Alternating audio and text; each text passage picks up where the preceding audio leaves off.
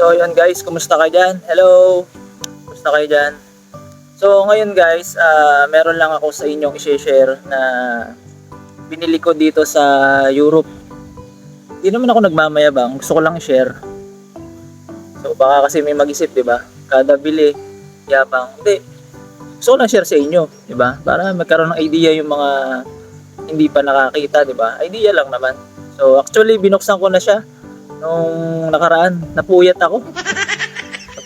So bumili ko dito ng gimbal stabilizer, yung tawag dito, gimbal stabilizer. Yun. So para siyang cellphone holder. Yan, para siyang cellphone holder na pwedeng ilagay yung cellphone o ano pa ba? Kagaya ng GoPro, yung mga ganon.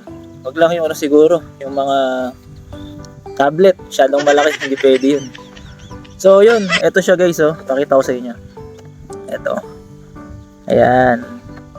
Gimbal stabilizer.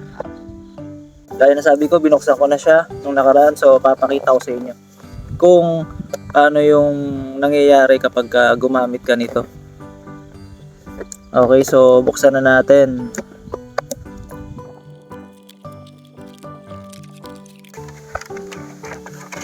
So ganito siya guys, ayan. Ito siya.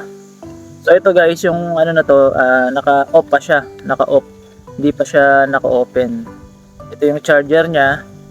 Tapos ito yung stand niya. May stand siya. Ito. Yan, meron siyang stand. Ito. Uy, tinangay. So ilalagay mo lang to sa ilalim. Yan, ilalagay mo sa ilalim para pwede mo na siyang i-stand. Yan. So open natin, buksan natin siya. Yan, naka-open na siya. Yan. Tapos ngayon,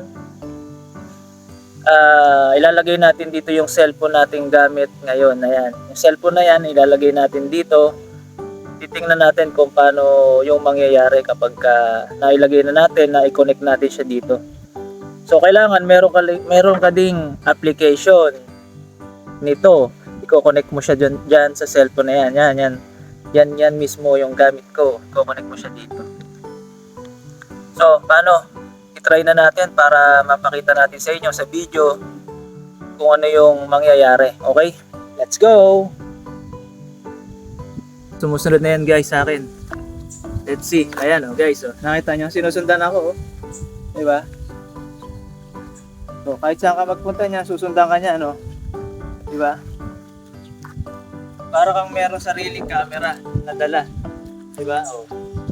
Kahit saan ka maglakad dito, susundan ka niya. Ayan. Diba? Kahit maglakad-lakad kang ganyan, magdrama ka. Ayan, sumusunod siya sa anggulo. Diba? Ayan. Sumusunod siya. 360 siya. Kahit nasaan ka, sinusundan ka niya. Ayan. Diba? Kahit maglakad ka, sumusunod. Ayan guys. Diba? Kahit saan, sinusundan tayo. Ayan mapalayo ka man, lumapit, sinusundan tayo ng gimbal stabilizer. So approve yan guys. So yun guys, napakita ko na sa inyo yung gamit nating stabilizer. Actually ito yung gamit ko guys ngayon. Ayan ang problema. Kailangan pa natin kabisduhin. So ayan. Kailangan pa natin mag-practice dito sa ating binili.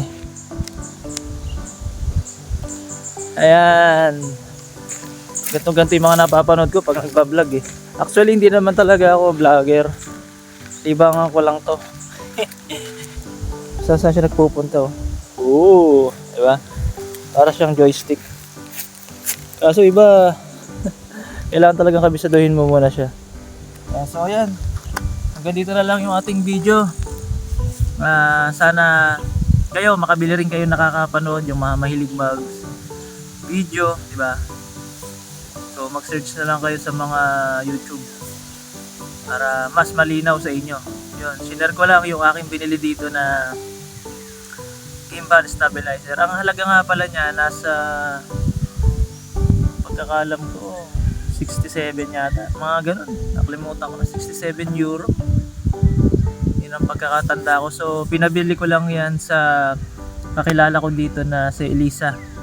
Salamat, thank you Elisa, kasi binili mo ako dito kasi wala pa tayong bank account, so hindi pa tayo maka-order dito.